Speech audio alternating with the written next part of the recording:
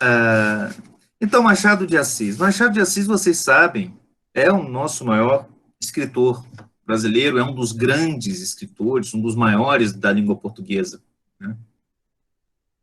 E ele não é considerado o maior escritor brasileiro à toa. Ele, ele é um escritor que, pelas circunstâncias da vida dele, é um escritor improvável. Então, Joaquim Maria Machado de Assis, é o nome todo do Machado de Assis, é um carioca, foi um carioca, mulato, nascido em 1839, né, em meio à situação em que ainda havia escravidão no Brasil, né, e não teve educação formal, ok? Foi criado ali no Morro do Livramento, na região central, quase ali no porto do Rio, perto do Morro da Providência. Então ele nasceu numa casinha que ficava no morro, ali entre próximo, ainda existe, né, o Morro do Livramento. E muito curiosamente, Machado de Assis foi precoce nas letras. Embora ele não tenha feito jamais estudos regulares, ele ele publicou o primeiro poema dele aos 15 anos, no jornal. Aos 19, ele já era revisor de jornal, né, e colaborador de jornal no Correio Mercantil. E ele, aos 21, se tornou redator no Diário do Rio de Janeiro. Então, aos 21, ele já era jornalista pleno. E sempre com uma cultura muito grande, ele tinha muito interesse nas leituras, né, no estudo, conhecia um pouco de filosofia, lia os autores, lia os ingleses, lia os franceses, e, e de fato ele é uma figura improvável e extraordinária.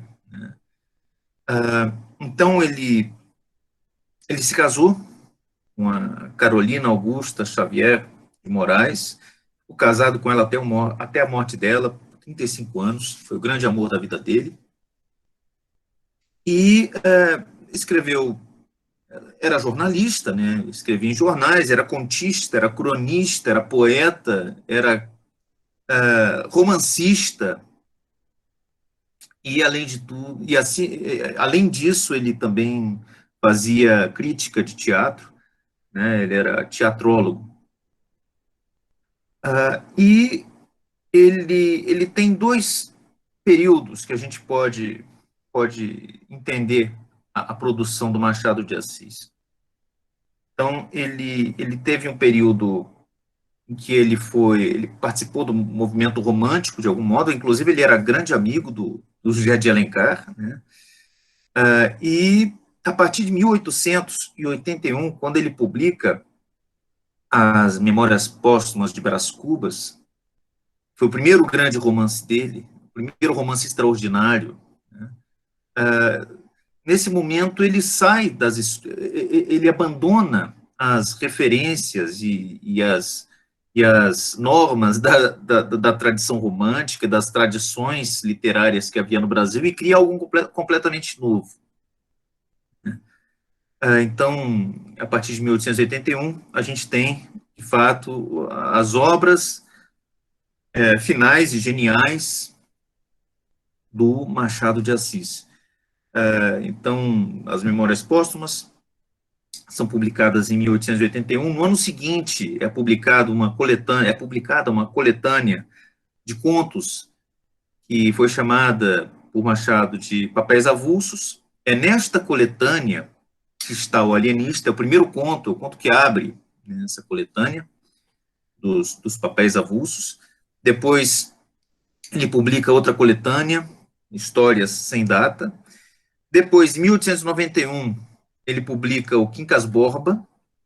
Depois, em 1879, aquele que talvez seja o romance brasileiro mais discutido e conhecido, que é o Dom Casmurro, né, aquela história, e todo mundo se pergunta se será que ele traiu, será que ela traiu a Capitu, será que não traiu, né?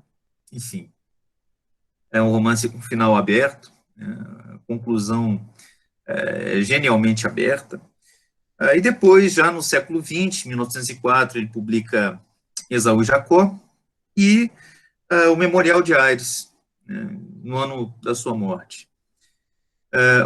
Algo muito importante também que o Machado fez foi ser um dos fundadores da Academia Brasileira de Letras. Então, ele não apenas foi um dos fundadores, como foi o primeiro presidente da Academia Brasileira de Letras, que foi fundada em 1897, né, e ele escolheu a cadeira 23 da Academia Brasileira de Letras, e cada cadeira tem um patrono. O patrono da cadeira dele é o José de Alencar, que havia sido um grande amigo do Machado. O Machado admirava muito o José de Alencar, e que morreu bastante tempo antes da Academia Brasileira de Letras ser fundada.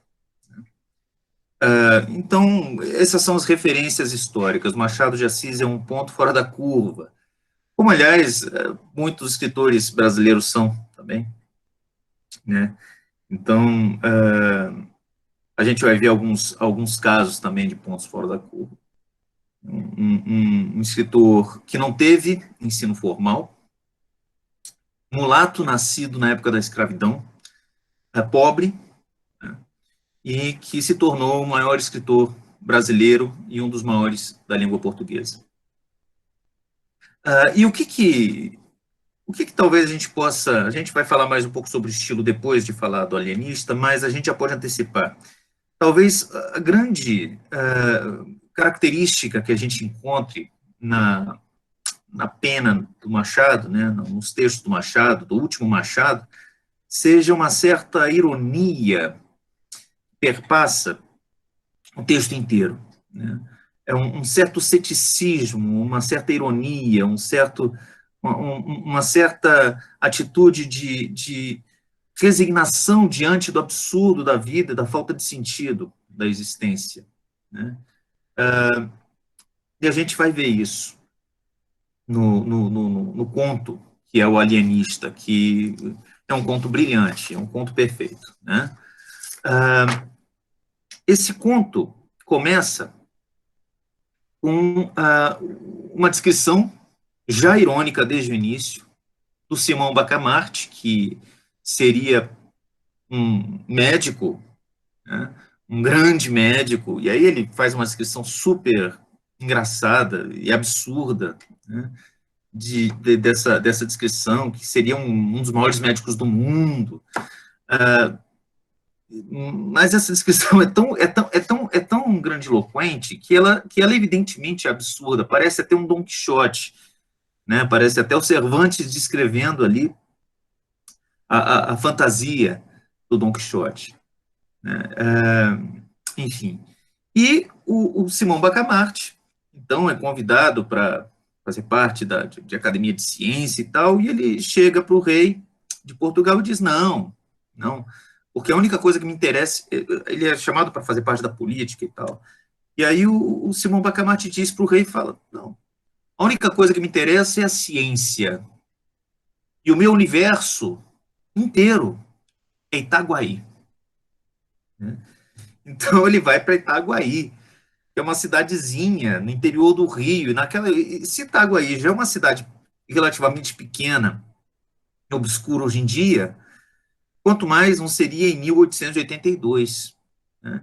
Então, um dos maiores cientistas do mundo, um dos maiores médicos do mundo, decide que o universo dele é Itaguaí, né? Então já começa com esse absurdo, e é absurdo atrás de absurdo nessa história, né? E ele vai então para Itaguaí, e ele decide que o grande objeto de investigação da vida dele é alienação, né, mental, é a loucura. E ali ele vai engendrando uma casa de um sanatório, né, um hospício. E ali ele, evidentemente, tem contato com algumas figuras. A figura secundária mais importante talvez seja o boticário da cidade, o Crispim Soares, e que é um puxa-saco, na verdade, né?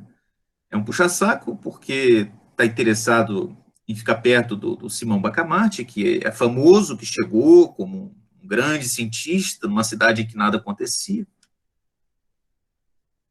E ali ele acaba se casando com Dona Evarista, que era uma viúva de um juiz de fora, uma viúva jovem, né, 25 anos. Naquela época nem era tão jovem, 25 anos. E que era desprovida de encantos, era feia, né, e para o Simão Bacamarte isso era ótimo, porque isso, nas palavras dele, não faria com que ele não ficasse perdendo tempo admirando a beleza da esposa, né, e podia se dedicar à ciência. Então era uma vantagem casar com uma mulher feia, porque ele não ia ficar olhando para ela e, enfim, não ia perder tempo com isso. Ele queria ter filhos, mas acabaram não tendo filhos, né? E então ele decide fundar um sanatório e constrói um sanatório lá, né, com a Casa Verde. Por que tinha esse nome? Porque era uma casa normal, branca, mas as janelas eram verdes.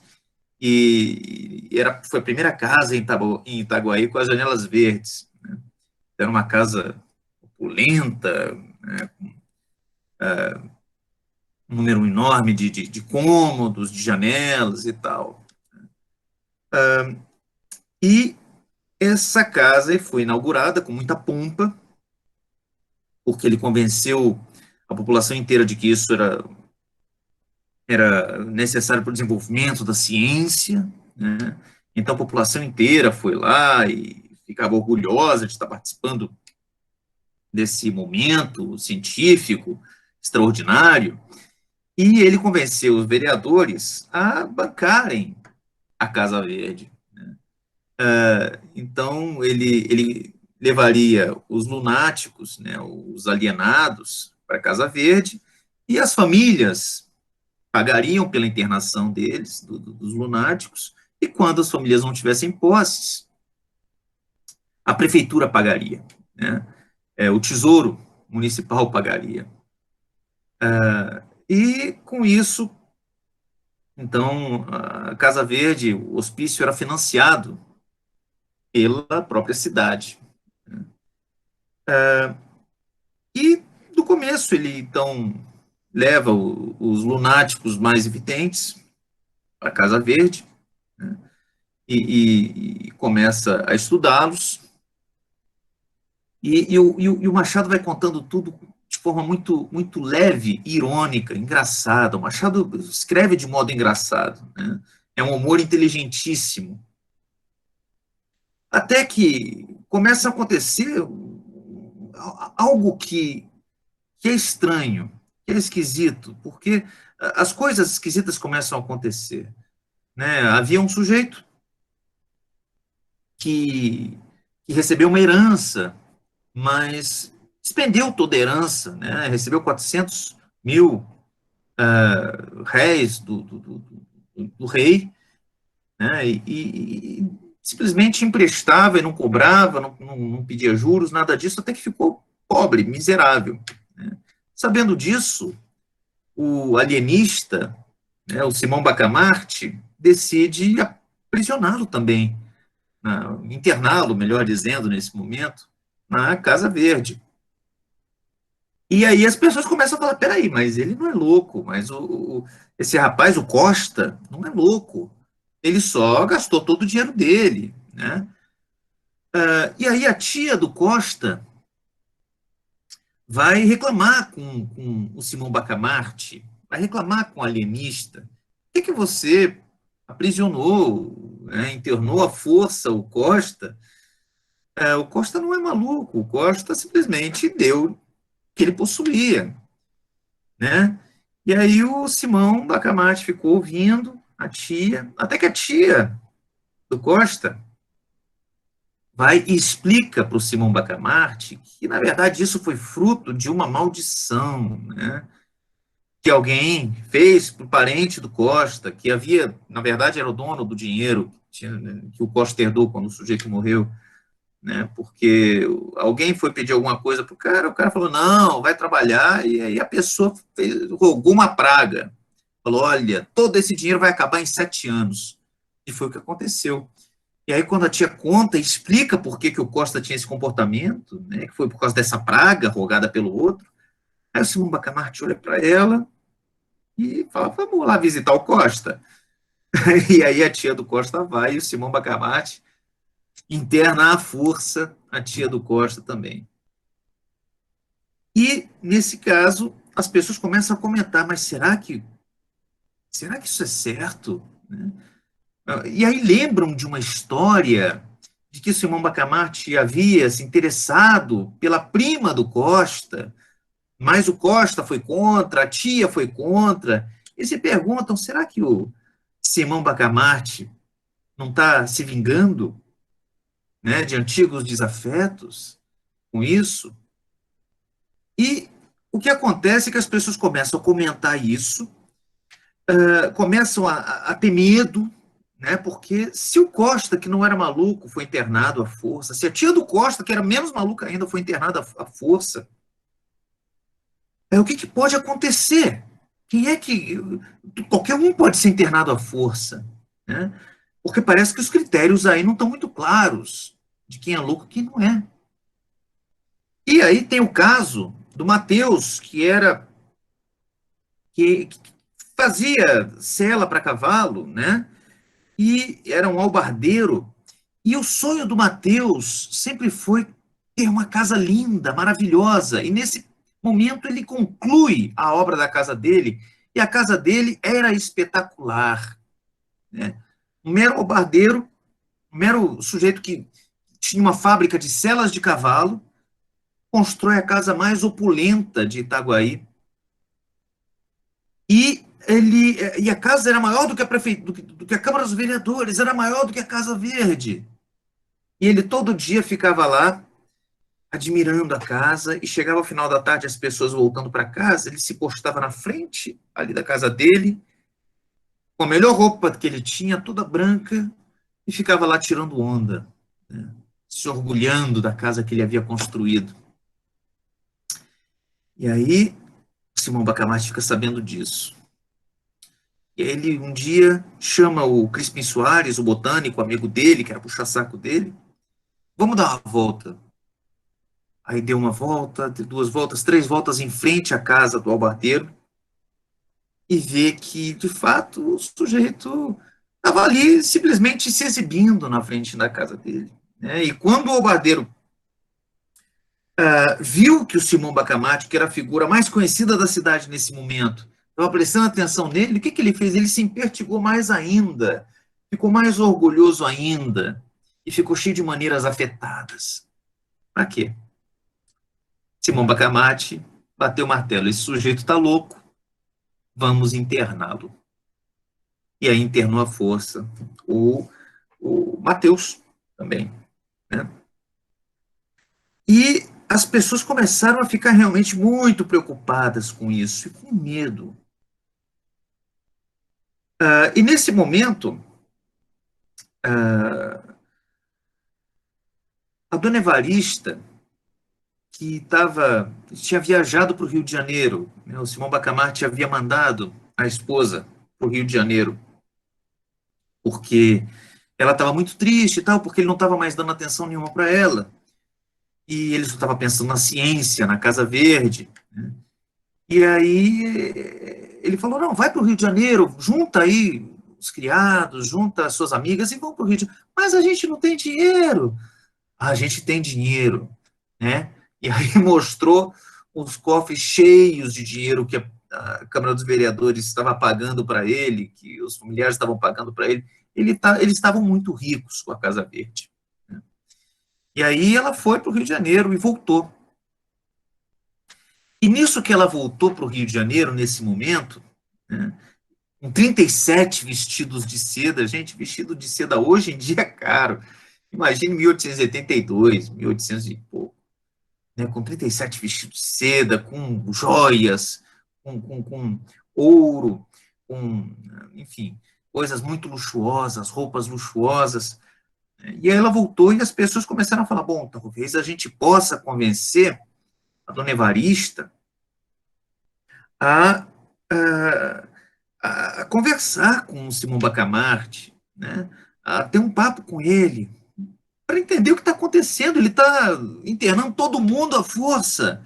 Pessoas que a gente sabe que são pessoas normais, ele está internando à força. Né? Então começam a fazer, a puxar o saco da dona Evarista. Isso desde o momento que ela chega na cidade.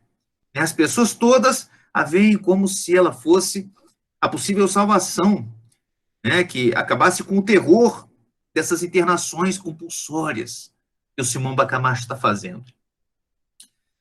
E, então, oferecido um almoço, o Simão Bacamarte traz um almoço para 50 pessoas, em homenagem à esposa que regressa do Rio. E nesse almoço, então, um jovenzinho faz um discurso, né, inflamado e muito elogioso para a dona Evarista, né, dizendo, enfim, fazendo um galanteio a dona Evarista. Mas o menino era simplesmente um puxa-saco de todo mundo. Ele era metido a poeta e fazia discursos exagerados para todo mundo. Mas quando ele faz esse galanteio para a dona Evarista, falando que Deus havia criado as belezas do mundo e tal, mas de repente, quando Deus criou a dona Evarista, Deus superou a si mesmo. Então, algumas senhoras ali falam, nossa, isso daí vai dar briga, né?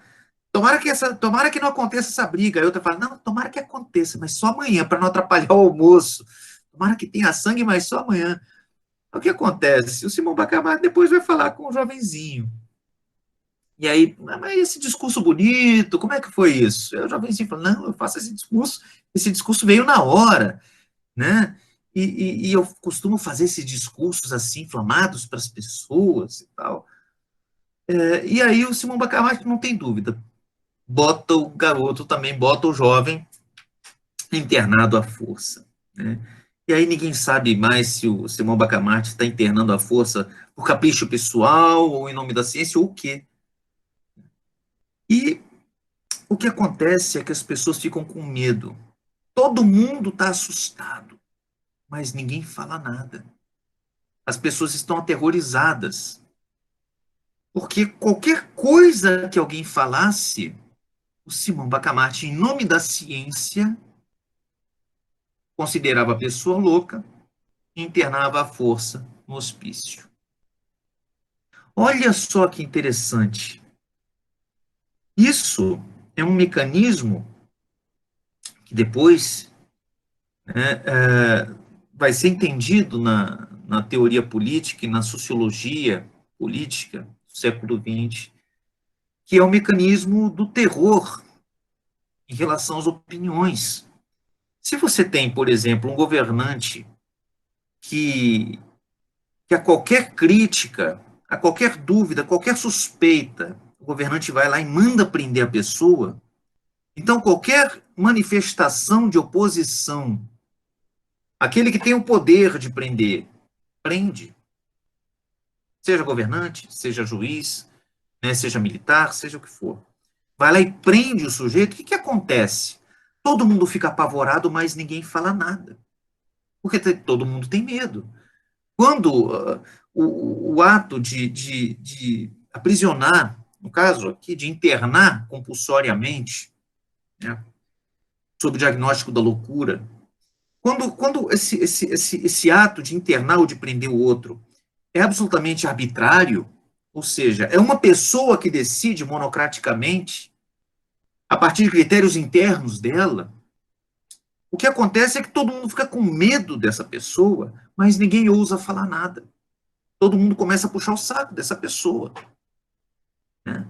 Uh, isso, Isso é um fenômeno que, de fato, aconteceu inúmeras vezes no século XX, inclusive em nome da ciência. Aqui no Brasil, por exemplo, há casos de pessoas que acabaram sendo internadas em manicômios, né, e tratados como loucos, porque externavam a sua opinião política na época da ditadura. Na União Soviética isso acontecia também, a pessoa externava uma opinião política contrária ao governo, era considerada louca e internada, né, em manicômios. Então, olha a genialidade do Machado de Assis antecipando um fenômeno que, de fato, viria a acontecer décadas depois, num mundo completamente diferente daquele do Rio de Janeiro, né, e mais ainda Itaguaí, nos anos 1880, 1870 ou 60. Tá? Então, é um fenômeno que aconteceria 100 anos depois, aqui no Brasil, inclusive. E isso pode acontecer a qualquer momento, e há pessoas que acham que isso está acontecendo hoje em dia. Né? Enfim. O que acontece é que, lá em Itaguaí, nesse conto, de repente, algumas pessoas começam a se revoltar. Então, o barbeiro da cidade, havia alguns barbeiros, e tem um barbeiro específico que decide começar a falar em voz alta que o Simão Bacamarte é um tirano, né? Está aprisionando as pessoas lá. Não é mais internando, é aprisionando. Né? E ele vai até a Câmara de Vereadores e diz algo que ele havia ouvido, né? Que a Casa Verde se tornara uma bastilha da razão humana. Isso impressiona, essa expressão impressiona alguns vereadores, né? E eles, e o Simão Bacamarte, então, reúne em torno de si um grupo de seguidores, né? Um grupo de pessoas furiosas, que vão se juntando e acabam um número de cerca de 300 revoltados, manifestantes, né? E eles decidem, após a Câmara dos Vereadores ter se recusado a tomar qualquer atitude contra a Casa Verde, decidem marchar em direção à Casa Verde e matar o Simão Bacamarte, derrubar a Casa Verde. Tá? Agora, é muito interessante esse fenômeno, esse episódio que o Machado coloca em relação à presença do Martim Brito, né, do Martim Brito não, do Martim Brito foi do Galanteio, do Barbeiro, que foi a Câmara dos Vereadores, é que a recusa da Câmara dos Vereadores em tomar qualquer posição contra a Casa Verde e contra o Simão Bacamarte, essa recusa foi baseada no argumento da autoridade da ciência. Ou seja, a ciência não poderia ser emendada, corrigida, né, por uma votação administrativa. Esse foi o argumento que os vereadores deram. A política tem que se submeter à ciência. Né? Então, a gente está aqui diante de mais um episódio que aconteceu muitas vezes no século XX, da ciência se tornar soberana diante da própria política, né? Diante da sociedade, diante da própria democracia. E o que é curioso aqui, tem alguém com o microfone ligado aí. Eu pediria para tentar e desligar. E o que é relevante aqui é que, de modo muito interessante, o argumento da superioridade da ciência sobre as instituições sociais, na verdade, não é exatamente o argumento da superioridade da ciência, mas sim de um cientista, ou de um grupo de cientistas.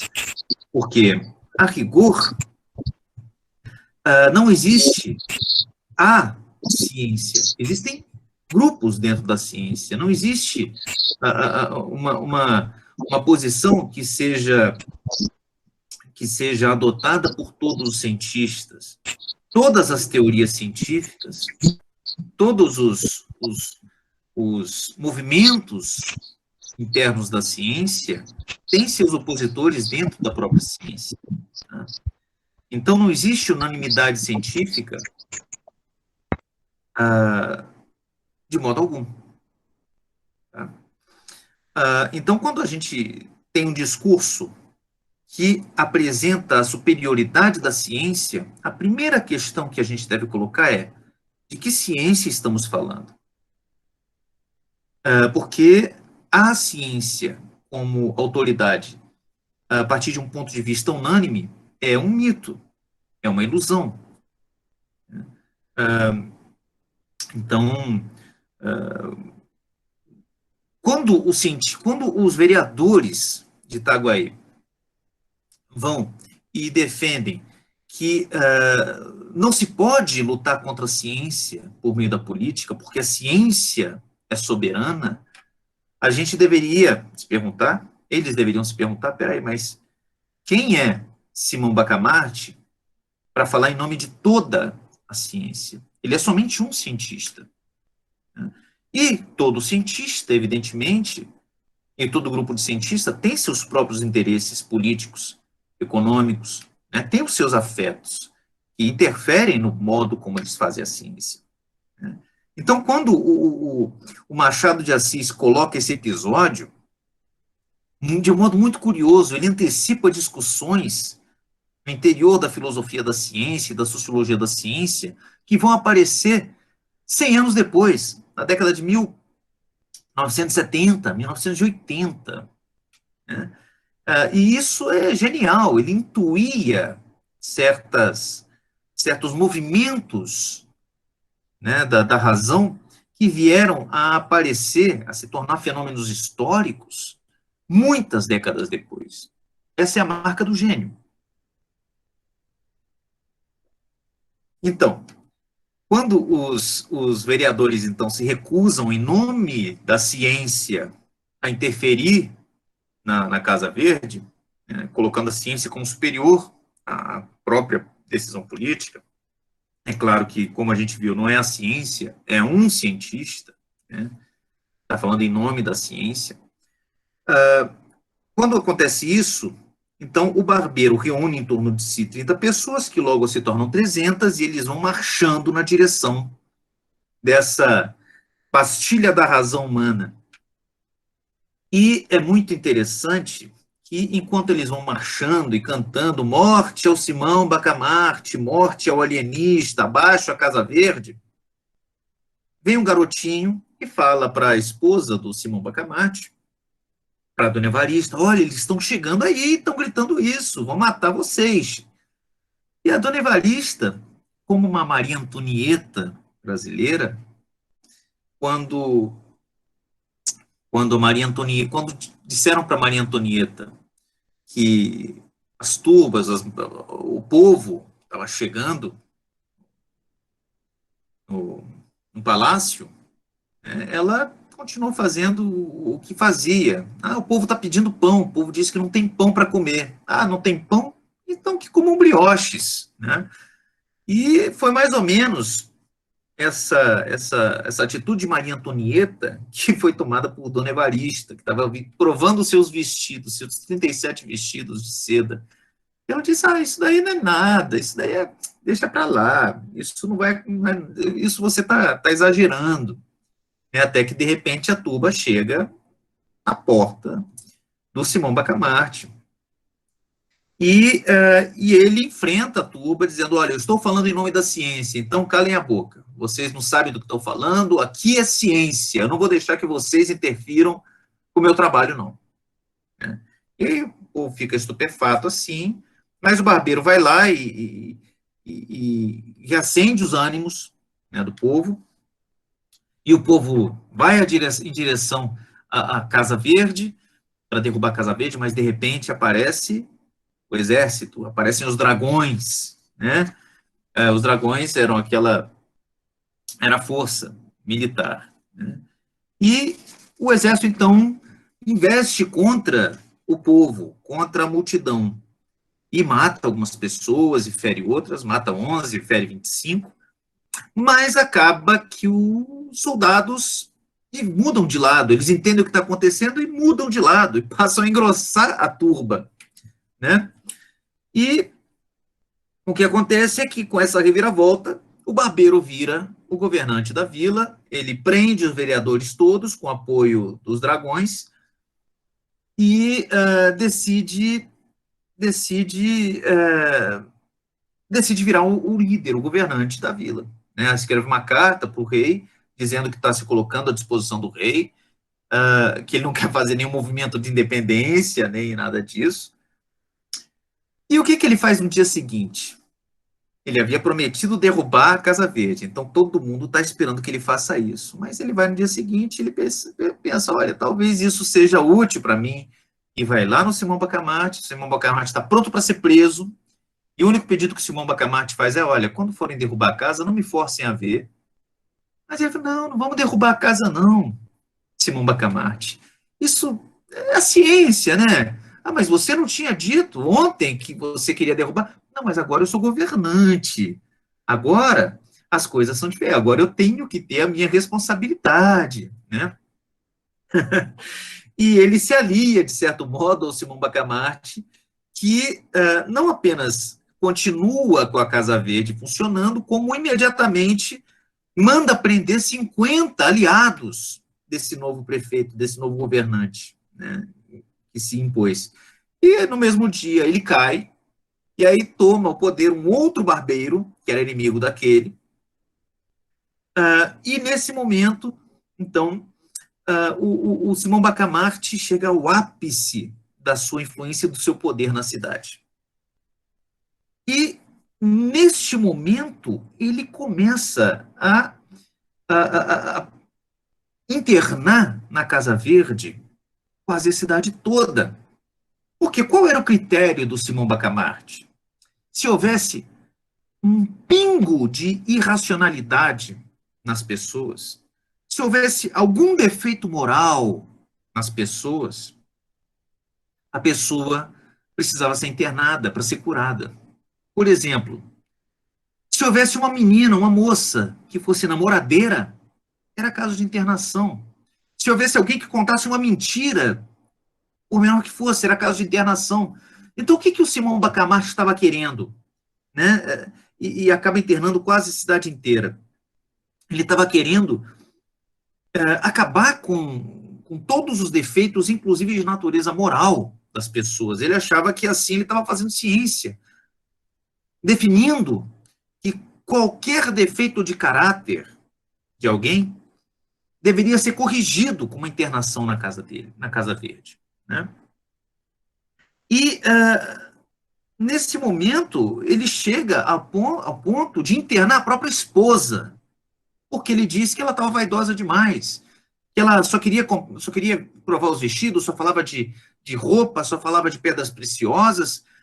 E um dia a dona Evarista, a esposa dele, estava em dúvida sobre se usava um colar de uma pedra preciosa ou de outra, e perguntou 3 vezes isso para o Simão Bacamarte, e de madrugada ele entrou, ele viu que ela não estava dormindo, foi lá ver o outro quarto dela.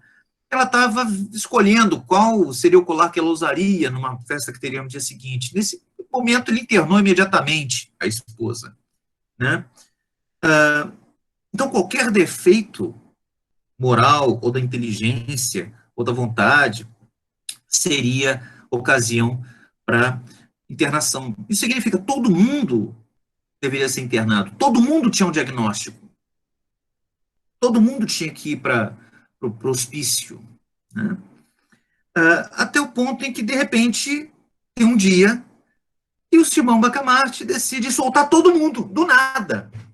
Ele chega e manda um documento para a Câmara de Vereadores, que já está restituída e tal, enfim, já tudo voltou ao normal. Aliás, nesse momento a Câmara se restitui, né, porque, enfim, ele manda soltar todo mundo, inclusive o vereador que estava preso, inclusive E o que acontece é que todo mundo fica surpreso, a cidade entra em festa, todo mundo se surpreende, o que aconteceu? E aí o Simão Bacamarte diz, olha, eu mandei soltar todo mundo porque eu fiz uma descoberta científica. 4/5 da cidade estavam dentro da Casa Verde. Isso só significa uma coisa. O que eu achava que era loucura é a normalidade. Né? E a normalidade é que é a loucura. Então, o normal do ser humano é ser um pouco insano. O normal é ter problema moral, ter problema ético, ter problema. Enfim, o normal é ter defeitos. O normal é ser um pouco louco. Eu descobri isso. Então, tá errado. A Casa Verde tem que ser esvaziada, porque todo mundo normal lá dentro. E, de fato, não ficou ninguém na Casa Verde. Só que aí, ele começa a internar as pessoas que estão em pleno equilíbrio mental, porque ele acha que isso é a normalidade. E ele começa a aprender, dentro da Casa Verde, as pessoas que são sadias, que não têm defeito nenhum, as pessoas que são humildes, que são sensatas, que são honestas.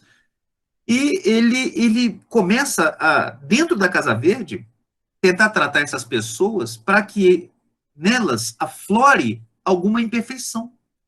Né? Então, a pessoa que é muito humilde, por exemplo, que não. Ele começa a tratar, tentando, tentando fazer com que nela brote alguma coisa ruim, alguma coisa perversa, alguma coisa enfim, alguma soberba, por exemplo. Né? A pessoa que é muito honesta, ele começa a tratar tentando fazer com que essa pessoa cometa alguma desonestidade, né? E ele inverte as coisas. Ele acha que o normal, então, como normal é ter defeitos de caráter, todo mundo tem que ter defeitos de caráter. E aí ele consegue fazer com que todo mundo tenha defeitos de caráter, novamente esvazia a Casa Verde. Ele consegue fazer brotar em todo mundo que ele havia aprisionado os defeitos de caráter. E ele conclui, finalmente, que o ser humano é assim. O ser humano normal é o ser humano que tem um monte de problemas. É a normalidade humana. Mas, e aí é que está a grande genialidade do conto. No final, o que ele chega à conclusão? De que talvez ele, Simão Bacamarte, que era o critério de acordo com o qual ele avaliava a sanidade ou a insanidade das pessoas, ele não tinha defeito nenhum. Ele chega à conclusão de que não tinha defeito nenhum, que era uma pessoa justa, correta, honesta, sincera, verdadeira, etc. Chama os amigos, né? Olha, eu preciso que vocês digam de verdade, porque eu não estou vendo isso em mim, né? Eu procuro defeitos em mim, não encontro, mas eu sei que eu devo ter algum defeito. E aí vem o padre e fala, não, olha só, isso aí é mais uma prova de que você não tem defeito nenhum, porque além de tudo, você é modesto. E o Simão Bacamarte faz o quê? Ele fala, bom, então isso significa que eu sou um sujeito perfeito, né? E eu preciso me internar por causa disso, porque eu destoo, porque eu sou tão perfeito e eu destoo da imperfeição que me cerca. Então eu preciso ser internado. E ele vai e voluntariamente se interna no hospício. E depois de 17 meses, ele morre dentro do hospício, né? Sem conseguir solucionar essa questão da loucura e da sanidade. E assim termina a história. Vejam que interessante. O que o Machado de Assis coloca aqui? Além de todas essas questões políticas, né, do medo que o governo impõe nas pessoas pela tática do terror, de prender qualquer um que fizer qualquer coisa contra o governo, ou seja, ninguém mais vai fazer nada, porque todo mundo vai estar assustado. O problema da ciência se colocar como uma autoridade maior do que a própria política, do que a própria decisão das pessoas, né? E mais ainda, um cientista particular, um grupo de cientistas, se colocar como nome, como representante, em nome da ciência, representando a ciência, né, uma autoridade que eles não têm, porque toda ciência tem discussões internas, tem discordâncias, debates, né, e, finalmente, o problema que hoje em dia é muito real, de todo comportamento humano ser transformado em doença mental. Há alguns anos, 2013, se eu não me engano, foi lançado o DSM-5. O DSM é um manual da Associação Americana de Psiquiatria que elenca todos os transtornos e doenças mentais. E se você pegar o DSM, você vai ver que, para eles, para a Associação Americana de Psiquiatras, todos nós, todos nós deveríamos estar internados no hospício, todos nós deveríamos tomar remédio tarja preta, porque todos nós temos um monte daquelas coisas, né? E aí vem a pergunta, será que isso faz sentido? Ou será que as pessoas que criam o DSM, que criam aquele manual de diagnóstico mental, é que deveriam estar internadas, né? Por uma sensação de onipotência, de achar que elas podem, como Simão Bacamarte fez, definir quem é e quem não é normal. Né? Enfim, definir os critérios da normalidade humana, quando a gente sabe que existem mais de 6 bilhões de seres humanos, cada um diferente do outro.